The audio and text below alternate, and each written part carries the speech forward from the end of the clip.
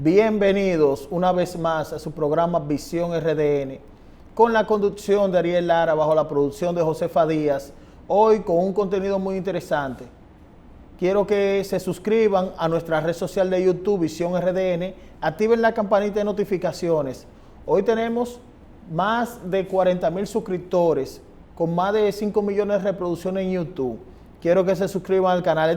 Este contenido lo van a buscar, ustedes saben dónde, en Spotify también. Hoy tenemos un invitado, un amigo ya de la casa, se podría decir uno de los abogados más destacados del país. Lo han dicho sus hechos y su dilatada carrera profesional, que ha tenido éxito, pero también está incursionando de manera activa en la comunicación, y es el amigo Tomás Castro. ¿Cómo está, Tomás? Muy bien, Ariel. Sí. Tomás, hoy lo hemos convocado para tocar algunos temas nacionales de lo que pasa. Nos gusta nutrirnos con su conocimiento. Y hay un tema que me ha llamado la atención, que me gustaría compartirlo con usted, sobre el caso de Junior Ramírez. Se vio en estos días que supuestamente asaltaron a uno de los involucrados, que se llama el taxista. De los involucrados. ¿Qué pasaría ahí, Tomás Castro? Que es un hecho que es confuso. Bueno, mira, yo no tengo mayores informaciones respecto Hasta lo que se sabe, usted de sabe. ese hecho, pero normalmente cuando un grupo de personas sometidos a la justicia por la comisión de un hecho determinado, si hay algunos de las personas involucradas que podría llegar a acuerdo con el Ministerio Público y dar informaciones útiles para el esclarecimiento del hecho, corre un serio y grave peligro. Esa ha sido la historia normal aquí en los casos. Recuérdate que la última vez que estuve aquí analizábamos la muerte de un oficial que había sido chofer de Jean Alain. Sí, correcto. Y recordémonos también que el señor Argenis, en un momento dado, se negaba a venir a República Dominicana porque decía que su vida corría peligro. Sí. Lo que quiere decir que ser parte de un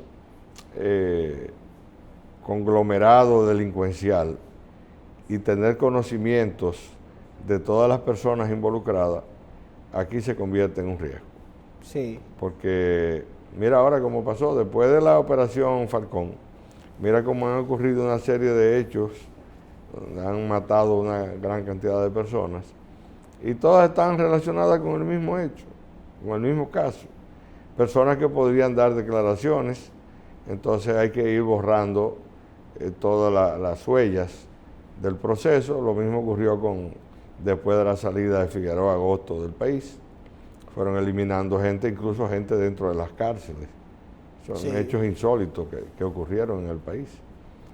Entonces, esa persona realmente es digno de que sea investigado, porque podría tener una connotación, podría ser algo normal dentro de lo que pasa en República Dominicana. Que cotidiano ya es. Cotidiano, pero podría también tener una connotación diferente. Sí. Hay algo también, ahora que usted cita, personas que han muerto, que se puede señalar que tenían alguna información y han muerto la información. Hay un caso que han analizado mucho y fue la muerte de un joven llamado El Cirujano, no sé si se había enterado por los medios, claro, que supuestamente tenía una vinculación con el ataque hacia el pelotero de Grandes Ligas, David Ortiz. ¿Qué lectura usted le da a eso? Esa persona fue asesinado en un operativo policíaco-militar. Eso no fue un acto delincuencial, delincuencia Común. No. Ese señor le dieron seguimiento, lo ubicaron, como se dice, Lo interceptaron. Lo interceptaron. Eso es una vendetta, como llaman los italianos. Una vendetta. Lo ubicaron, lo cercaron y lo eliminaron.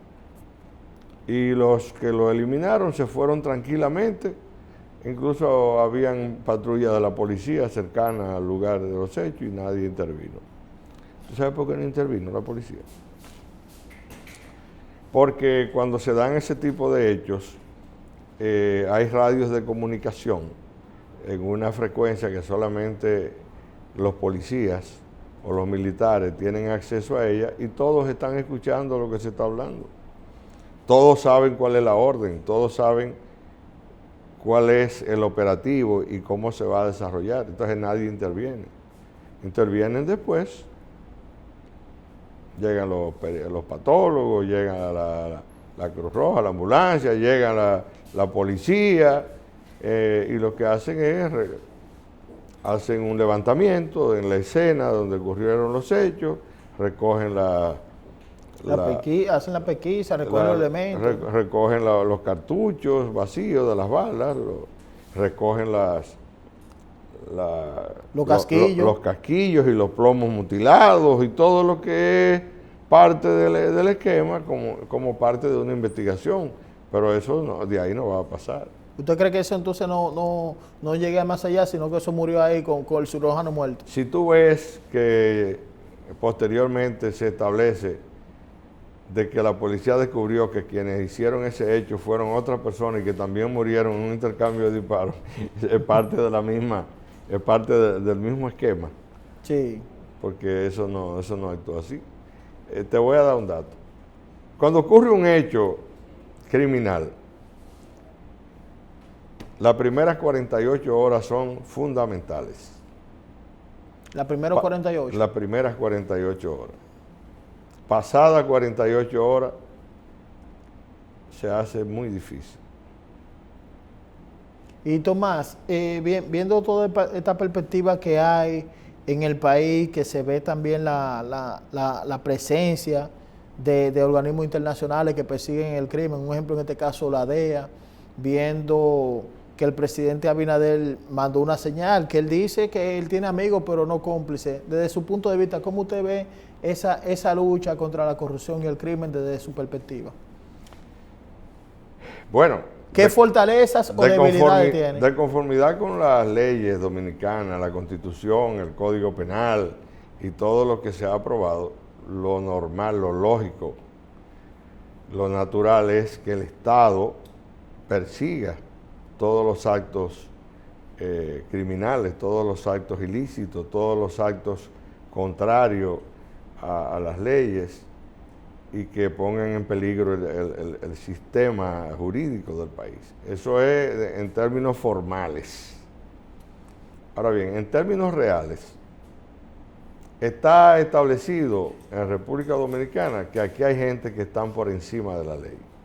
Gente que están por encima de la ley. Por encima de la ley. Y por encima de la Constitución, y por encima del Código Penal, y por encima de toda la estructura. Fíjate que dentro del caso de Odebrecht, por ejemplo, el único individuo de todo el grupo que admitió públicamente que había recibido 11.500.000 fue Temístocles Montaz y fue sacado del expediente. Para que tú veas. Sí. Y en el caso del asfalto caliente, se estableció claramente y Marino Zapete denunció de manera pública que esta muchacha hermana de Jean Alain recibió contratos por alrededor de 13 millones de dólares. ¿De dólares? De dólares. Y eso, ¿tú has visto que ha habido algún movimiento respecto a eso? No. Y se ha establecido también que habían 8 consorciados de Odebrecht en el país y solamente está en el expediente Rondón. Entonces, estoy hablando con bases sólidas o sí. Estoy elucubrando. Lo que pasa que el sistema tiene para supervivencia de él mismo que dar a entender que real y efectivamente se aplican las leyes en contra de las actividades ilícitas. Pero ese es el mensaje que se envía. En la práctica no es totalmente así. Porque hasta tú vas ahora mismo a las cárceles dominicanas y están llenas de jóvenes que le agarraron un cigarrillo o un gramo de cocaína en el bolsillo derecho del pantalón. Y de eso no se sale, o que lo agarraron con un arma ilegal, una chilena, o un sacahígado, un machete, o que andaba en un motor arrancando cadena y cartera en la calle. Esa es la generalidad de la gente que está presa dentro de las cárceles dominicanas. Difícilmente tú encuentres un oligarca, un rico, un millonario, un hijo de una persona encumbrada en el poder. No, más fácil pasa un camello por el ojo de una aguja, como dice la Biblia. Para que sepas. Entonces, si tú analizas eso, te das cuenta que real y efectivamente se hacen acciones con el único objetivo de dar la impresión, de llevar a la opinión pública de que se está trabajando. Incluso gente ligada a Odebrecht en este gobierno tienen concesiones graciosas y contratas que se le han dado para otros tipos de obras y no se le ha cuestionado respecto a lo que pasó. Ahora mismo hay una serie de hechos que están ocurriendo, por ejemplo, 100 millones de pesos para cambiarle las luces al Estadio Quisqueya y hacer una remodelación, y a la persona que se le da el contrato resulta que es una persona relacionada con el ministro de Deporte y con el patronato que administra el Estadio Quisqueya. Que ahí yo le iba a preguntar algo, Tomás, usted es un hombre muy informado. Nosotros vimos en la prensa que Adoco lo ha sometido por corrupción. Sí, ha puesto una querella. Sí, por una querella. Sí, tiene toda la razón Adoco. Pero no había que esperar que Adoco actuara. Si hace días que se está denunciando lo que está ocurriendo, y llegó incluso el patronato del Estadio Quisqueya a decir de manera pública que ellos no estaban obligados a mandar el contrato a la Dirección General de Contrataciones Públicas. O sea que ellos con el dinero del pueblo dominicano pueden hacer y deshacer y nadie puede intervenir. Y eso es una barbaridad. Y no interviene el CODIA, no interviene nadie, no, la Procuraduría, el Departamento de Ética del Gobierno, la Procuraduría General de la República, sobre todo el Departamento de Persecución de la Corrupción Administrativa. Sí. Nada.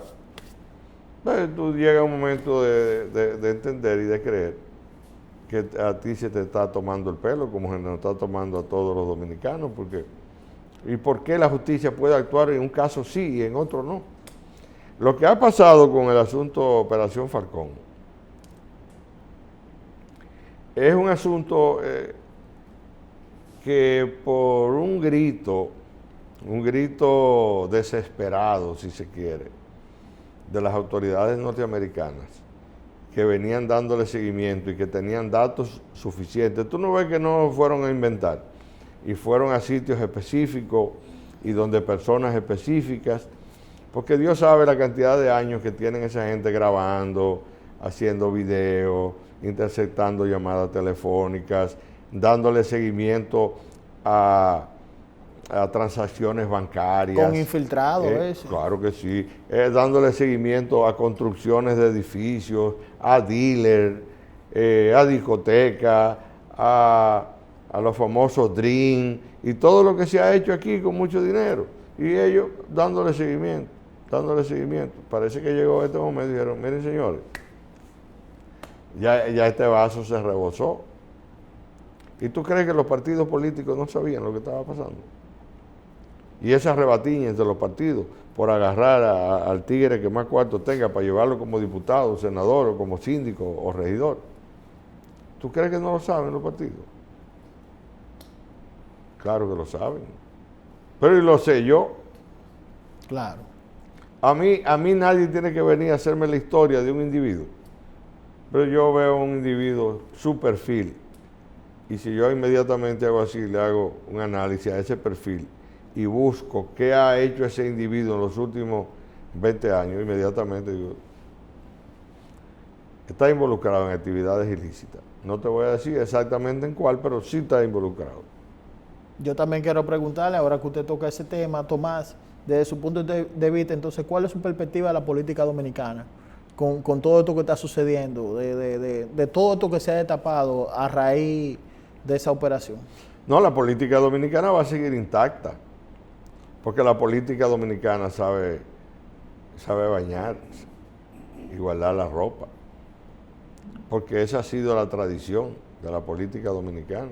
Estaba leyendo un libro ayer precisamente y me encontré con que en los años 70 y tantos Joaquín Balaguer recibió un soborno.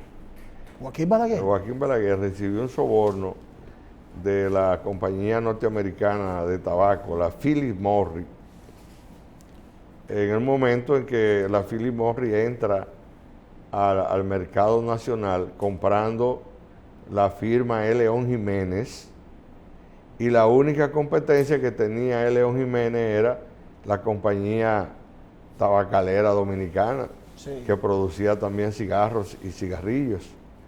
Y entonces para la campaña electoral del doctor Balaguer, la Philip Morris da un dinero. Lógicamente, lo da como un aporte de campaña, pero resulta que un periódico norteamericano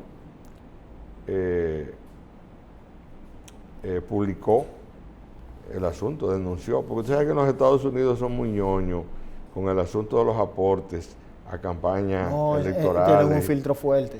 Ellos tienen incluso restricciones y límites. Nadie puede donar más de $20,000 a un candidato o a un partido. Eso es a lo interno. Pero también si hay una operación, porque todas las empresas norteamericanas tienen que rendir cuentas al fisco norteamericano. Incluso hay otra operación bursátil muy tremenda de Balaguer con la Gulf and Western, que fue el famoso escándalo de $37.8 millones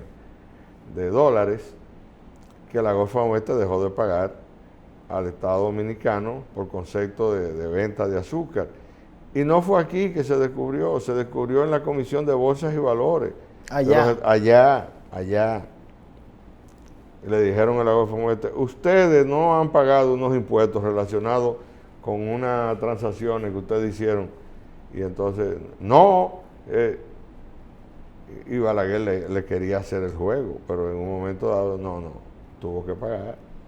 Antonio Guzmán, cuando llegó al poder, apoderó precisamente a don Rafael Abinader, que era el secretario de Finanzas del gobierno, y lo apoderó para que cobrara el dinero. Entonces, todas esas transacciones se hacían al margen de la legalidad y parece ser que transcurrido el tiempo ha seguido en las mismas actividades y todos los años. Por ejemplo, los empresarios dominicanos tienen un criterio. Le damos a todos, votamos por el que nos da la gana y el 16 de agosto estamos con el que ganó.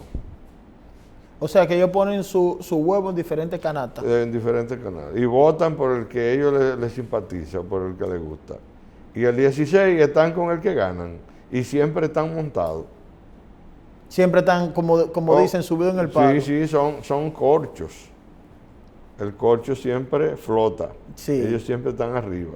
Ellos no cambian. Y hay gente aquí que nunca se han dejado de tener un sueldo en el presupuesto nacional.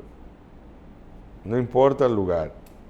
Te puedo hablar de los Castaño Guzmán, o en la Suprema, sí, o en la Junta, o en la Consultoría Jurídica, donde sea, pero siempre están encriptados en el poder. Siempre tienen en la mesa del presupuesto nacional un cubierto y un plato. Y lleno. No, esos son platos llenos. Porque hay platos que te ponen un guineíto, hablando literalmente, pero hay otro plato que es un lleno. Un lleno. Entonces, esa ha sido la historia de la República Dominicana. Y evidentemente que en lo inmediato no se vislumbra cambios significativos. Yo le voy a preguntar algo, Tomás, también. Usted que es un analista. En los años 80, 90, en Colombia estaba Pablo Escobar Gaviria, considerado por muchos el capo más icónico. Bueno, todavía Pablo Escobar son igualitos que eso con lo que hizo ese hombre. Y decían que Pablo era una especie de Robin Hood, que ayudaba al pueblo, hacía casa, y ahí están, él hizo un barrio entero. Sí. Y Pablo iba bien hasta que entró en la política. Hasta que aspiró a dirigir en política. Hasta que aspiró a dirigir en la política. Y la pregunta viene por lo siguiente, entonces, con esa historia de Pablo. ¿Qué usted considera en la sociedad que puede hacer más daño, el capo o el político? Una pregunta fuerte esa. Mira, había un señor que estaba un día ahí en la 27 de febrero, donde están los autoadornos, Sí. y donde ponen los equipos de música que son estridentes, que suenan muchísimo.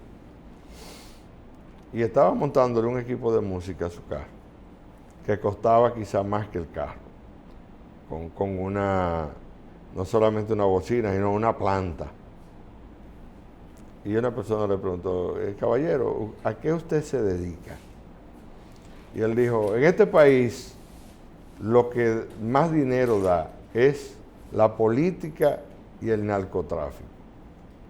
Y yo me enganché a las dos. A las dos profesiones. A las dos. Te digo esto porque Álvaro Uribe, sin lugar a duda, era mucho más delincuente que Pablo Escobar. El expresidente El Álvaro Uribe. expresidente colombiano, sí, claro que sí. Hay un libro de Virginia, no recuerdo el apellido, era una periodista que fue amante de Pablo Escobar. Y ella escribió un libro que se llama Amando a Pablo y odiando a Escobar. Y ella narra en ese libro que Pablo le narró a ella que si no hubiese sido por Álvaro Uribe, cuando era director de la Aeronáutica Civil en Colombia, hubiesen tenido que ir nadando a llevarle las drogas a los gringos. O sea, no se le dé ese imperio. No, porque le autorizó más de 300 pistas clandestinas. Wow. En toda la selva colombiana. Ese es Álvaro Uribe, a Pablo Escobar. Y en la situación de Pablo Escobar se rompe, se distorsiona, porque Pablo, siendo diputado, el nombre de Pablo Escobar, su segundo apellido, ¿tú sabes cuál era? Gaviria. Gaviria. Sí. Luego, presidente colombiano, apellido Gaviria, Sí. primo hermano de Pablo. Y Pablo llega a ser diputado y cuando aspira a ser presidente de Colombia, ahí es donde viene la debacle. Ahí es que viene su problema grande. Entonces ahí viene, lo expulsan del partido y lo acusan de todo lo malo que él podía hacer, pero que todos lo sabían que él era, pero mientras estuvo financiando el partido y estuvo financiando campañas electorales, entonces Pablo era bueno. Sí. Pablo era un tremendo compañero. Sí. ¿Tú me entiendes? O sea, lo mismo pasó aquí con Ramón Báez, Ramoncito Báez. Báez Figueroa. Sí, sí. Mientras Ramoncito estuvo financiando partidos y financiando candidatos, llegó un momento que tenía prácticamente el control del Congreso Nacional. Pero se le ocurrió lanzar un proyecto de desarrollo a 10 años, pero para desarrollar eso hay que ser presidente de la República. Obligado. Y trajo a Bill Clinton ahí a Bávaro. Sí, yo recuerdo hizo tremendo discurso con Bill Clinton, de quien dijo que no solamente era un tipo que enfrentaba retos, sino que cuando no los encontraba salía a buscarlos. Y entonces, ajá, y tú quieres ser presidente de la República, pues no te apures. Ahí se pusieron de acuerdo todos los partidos y todos los políticos. Hay que explotar a este tipo. Sí. Porque este individuo ahora quiere ser presidente de la República. Y daña en ese momento el interés que tienen todos esos partidos. Claro. Que por cierto, hablando de política, en el día de hoy vi en el periódico que en el día de ayer la Junta Central Electoral acaba de emitir una resolución prohibiendo la campaña a destiempo, supuestamente. Y yo le quería preguntar al presidente de la Junta. ¿Y qué era lo que Leonel estaba haciendo en los Estados Unidos todos estos días? No era campaña electoral. ¿Y qué era lo que estaba haciendo en todos los viajes que ha dado al interior del país, donde juramenta gente y crea comité y ponen directivos del partido en diferentes provincias? ¿Qué es eso? Mire, en un país democrático, en un país liberal, donde los derechos de la gente son respetados, que haga campaña todo el que le dé la gana. Si el pueblo vuelve y vota por esa gente, es un problema ya del pueblo, que no entiende, que no comprende, que no guarda sentimientos de cosas pasadas. Porque lo grave de todo eso es que la Junta Central Electoral le repartió más de 1.000 millones de pesos a los partidos. ¿Para qué les repartió el dinero? ¿Un botín? ¿Para que se vayan es un botín? ¿Para que se vayan de vacaciones? No, para que usen ese dinero en campañas políticas. ¿Y qué están haciendo ellos? Eso, campaña política. Mira, Margarita no es de mi agrado, pero el mismo derecho que tiene Leonel lo tiene Margarita, y el mismo derecho que tiene Abel, y el mismo derecho que tiene Luis, y el mismo derecho que tiene cualquiera. Sí. Que todo el mundo haga lo que entienda que debe hacer. La propaganda política y la campaña electoral son dos cosas totalmente diferentes. Porque ahora mismo que yo estoy hablando contigo aquí, alguien puede entender que yo estoy promocionándome políticamente. Y yo lo que estoy opinando de temas nacionales. Sí. Pero es posible que yo pueda usar eso con fines de promoverme políticamente. ¿Y quién me lo puede impedir? Si estamos en un régimen de libertades. Que una persona diga, yo voy a aspirar en el 2024. Oye, ¿y eso qué tiene de malo? Pregunto yo. Sí. A los miembros de la Junta le pregunto, ¿qué de malo tiene? ¿O acaso la resolución que acaba de dar la Junta Central Electoral a lo mejor es una forma de ellos promoverse? Sí. ¿Tú me entiendes? Sí.